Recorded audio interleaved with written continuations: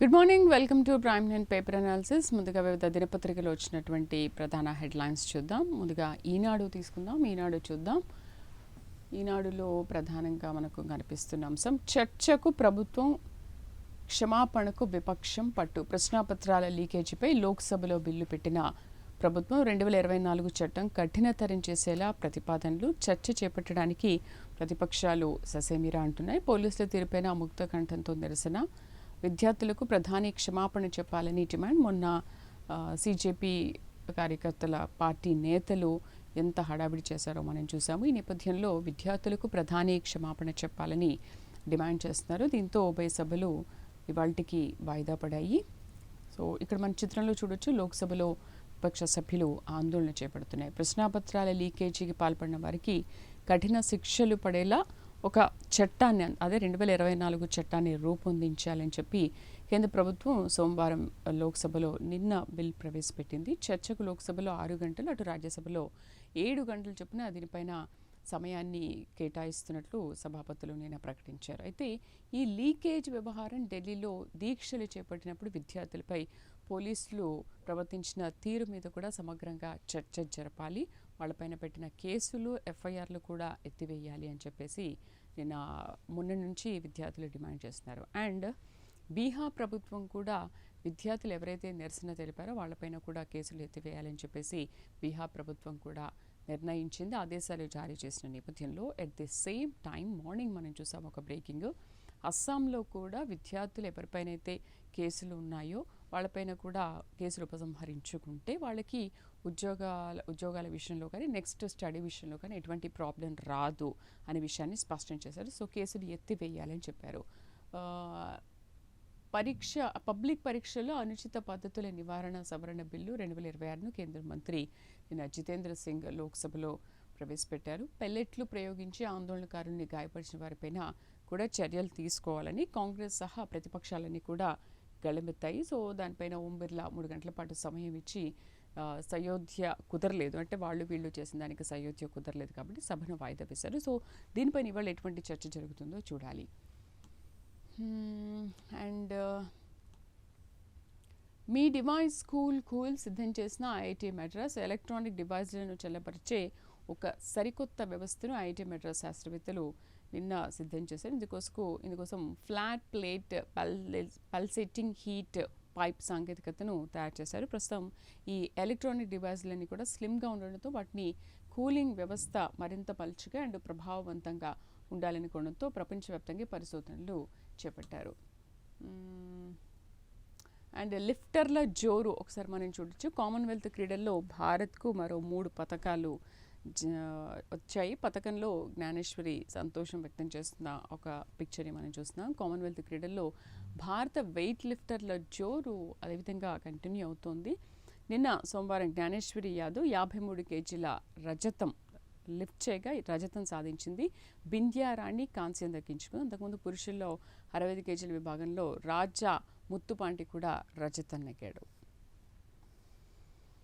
So ఇది విపక్ష సభ్యుల ఆందోళన మనం చూసాము. అండ్ తిరుపతిలోనే 90,000 తొలగించాల్సిన ఓట్ల లెక్క ఇది.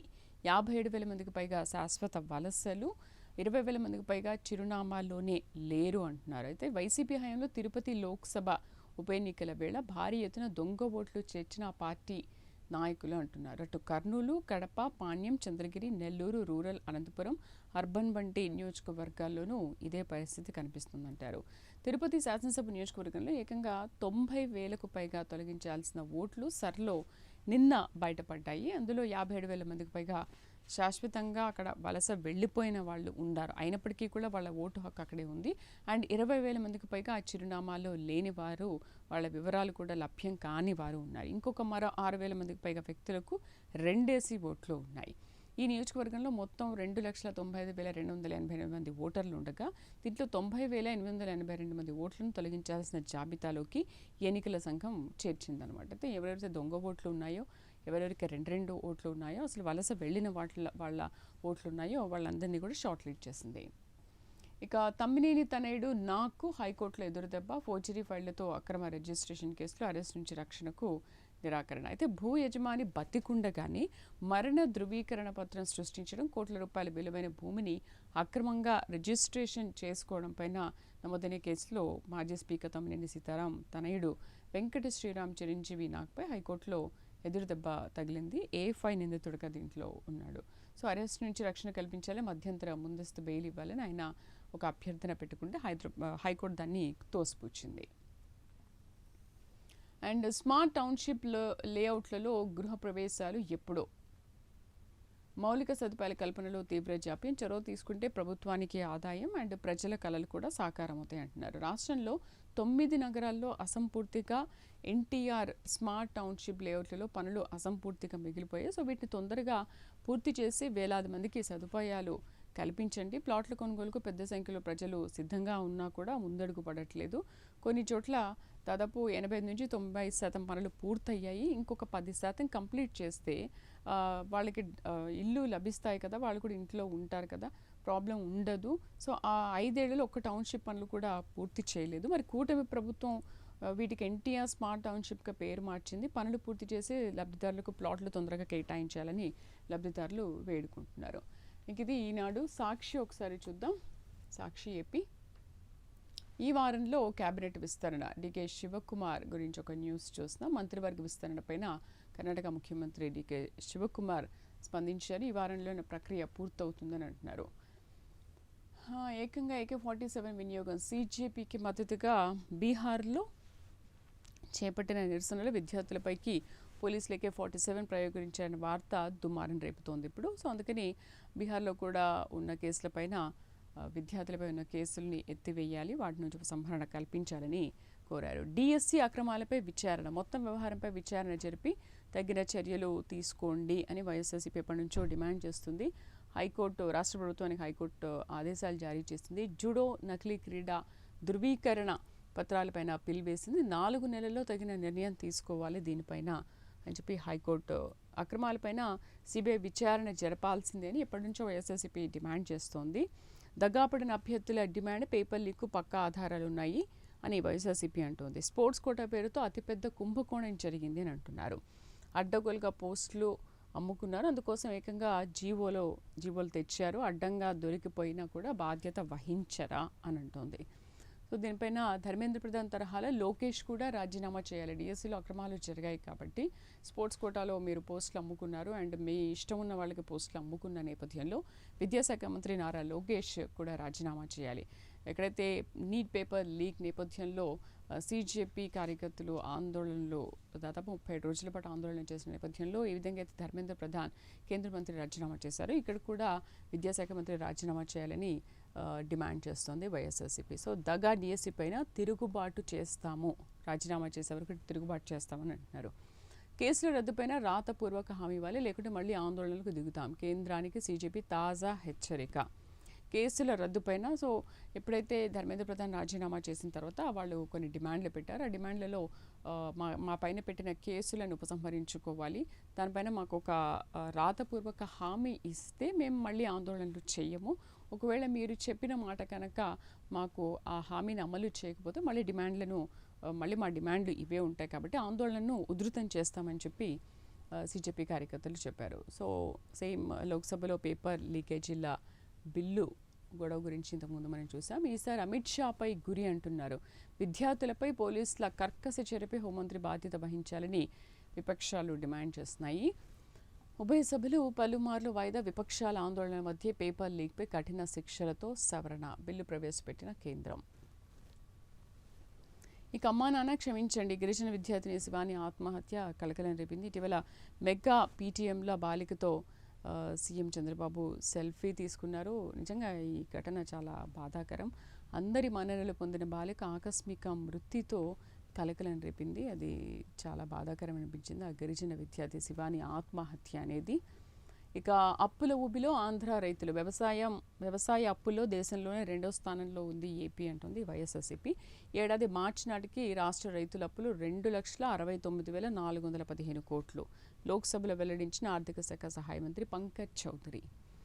రాష్ట్రంలో రైతులు అప్పుల ఊబిలో మీరు కూరుకుపోతున్నారు. అత్యధిక వ్యవసాయ అప్పులు ఆంధ్రప్రదేశ్ రైతులు దేశంలోనే 2వ స్థానంలో ఉన్నారు. అసలు కూటమి ప్రభుత్వం వచ్చిన తర్వాత రైతులకు ఎటువంటి న్యాయం చేస్తోంది?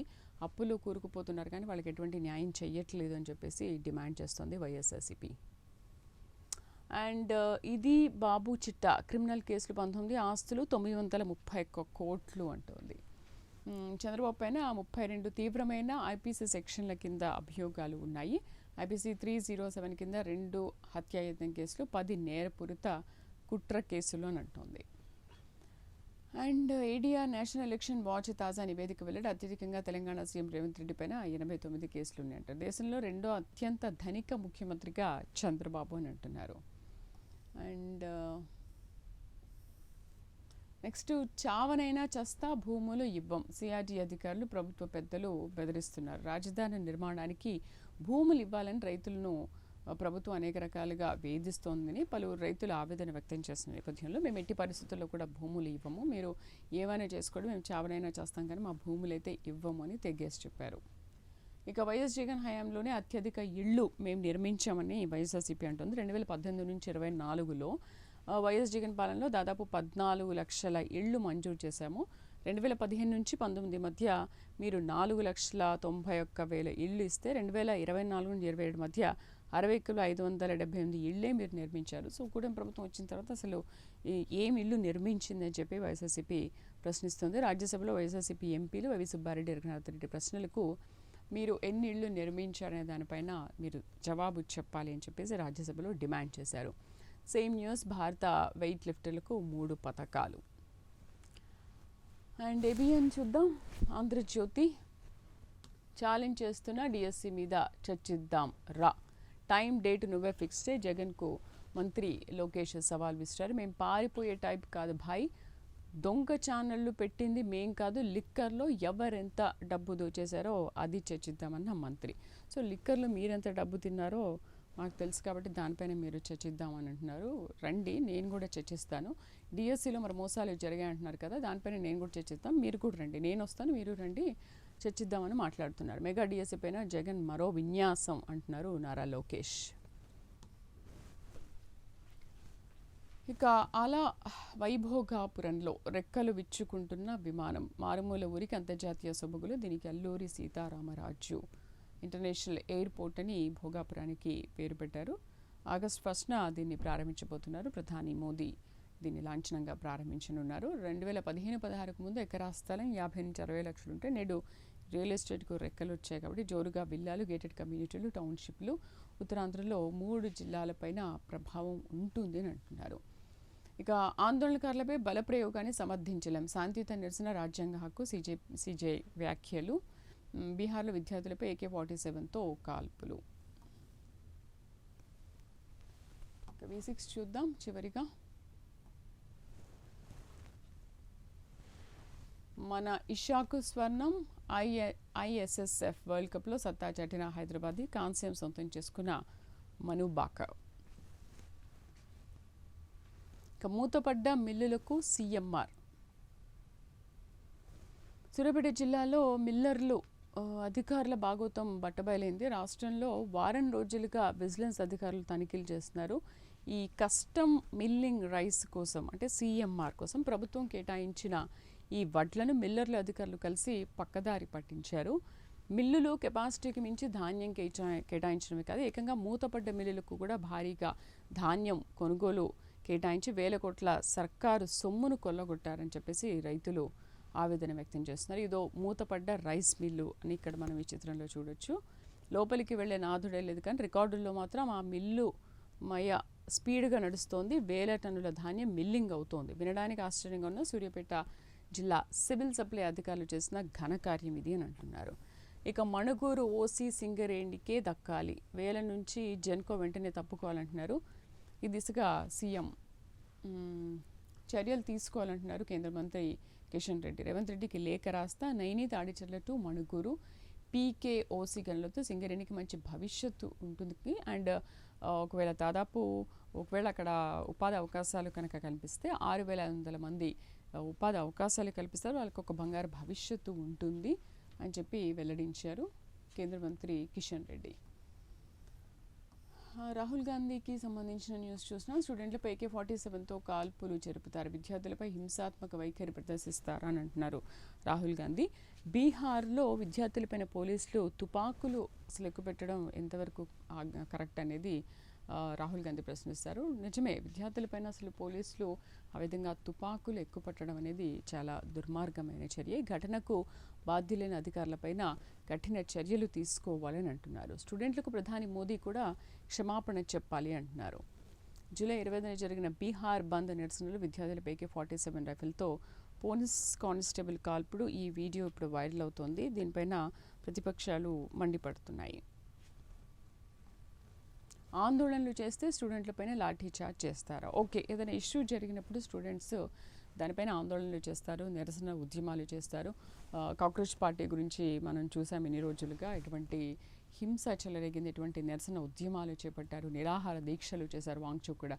మరి ఏదైనా ఇష్యూ జరిగినప్పుడు స్టూడెంట్స్ కానీ లేకపోతే మిగతా ఇంకెవరైనా ఏదైనా దానికి సంబంధించిన వాళ్ళు ఏదైనా ఉద్యమాలు చేపడితే పోలీసులు లాఠీ చార్జ్ చేయడమో లేకపోతే వాళ్ళపైన బుల్లెట్ దాడులు చేయడమో అసలు ఎంతవరకు కరెక్ట్ అనేది ప్రతి ఒక్కరు కూడా ప్రశ్నిస్తున్నారు. వాళ్ళు శాంతియుతంగా నిరసన తెలిపినప్పుడు వారిని అక్కడి నుంచి తరలించడం ఏదో చేయాలి, కానీ లాఠీ చార్జ్, బుల్లెట్ ఛార్జీలు ఇవన్నీ ఎందుకు అనేది అందరి ప్రశ్న. ఇక హైడ్రా కమిషనర్ రంగనాథ్ను తొలగించండి అంటున్నారు. రాష్ట్ర ప్రభుత్వానికి హైకోర్టు ఆదేశం జారీ చేస్తే సమర్థుడైన మరో వ్యక్తిని నియమించండి అని అంటున్నారు. సో తప్పుడు నోటీసులు ఇస్తున్నారు కాబట్టి ఈయనని సస్పెండ్ చెయ్యండి, రంగనాథ్ని తొలగించండి అని చెప్పి హైకోర్టు కోరింది. అటు ఎంపీ చామల కిరణ్ కూడా ఒక సమర్థుడైన వ్యక్తిని తొలగించడం కరెక్ట్ కాదు, హైడ్రా వల్ల చాలా మటుకు ప్రజల ఇళ్ళు మనం రక్షించగలిగాము, చాలామందికి ఇళ్ళు ఇప్పించగలిగాము. అవి ఒకవేళ మోసపూరితంగా ఉన్న వాటిని కూడా మనం బయటికి తీసుకొచ్చాము, వెలికి తీసాము. అలాంటి వ్యక్తిని మనం తీయొద్దు అని చెప్పేసి హైకోర్టుకి కూడా ఆయన విన్నపం పెట్టుకున్నాడు ఎంపీ చామల కిరణ్. నిజాయితీ లేనందున దాన్ని తిరస్కరిస్తున్నాను, రికార్డులోని అంశాలు చర్చించిన అంశాల ఆధారంగానే కమిషనర్ పదవి నుంచి తప్పించాలనే నిర్ణయానికి ఈ కోర్టు వచ్చింది. అధికారిని ఈ పదవిలో కొనసాగిస్తే చట్టబద్ధ పాలన ప్రమాదంలో పడుతుందని హైకోర్టు భావిస్తుందని చెప్పేసి హైకోర్టు వ్యాఖ్యానించింది. ఇక ఊరూరా సీడ్ మేళా రాష్ట్ర వ్యాప్తంగా 2604 రైతు నివేదికల్లో నాణ్యమైన విత్తనాల పంపిణీ, ఒకే చోట 4 నుంచి 5 ప్రత్యేక కౌంటర్లు, విత్తనాల ఎంపిక, నాణ్యతపైన శాస్త్రవేత్తలతో నిర్వహణ చేస్తామని అంటున్నారు. ఇక తెలంగాణ ఫ్యామిలీ రిజిస్టర్, కుటుంబ ధృవీకరణ కష్టాలకు చెక్, దరఖాస్తు చేసిన 2 రోజుల్లోనే సర్టిఫికేట్, మీ సేవ ద్వారా అందుబాటులోకి కొత్త సేవలు, రేషన్ కార్డు ఆధారంగా కుటుంబ సభ్యుల వివరాలు నమోదు.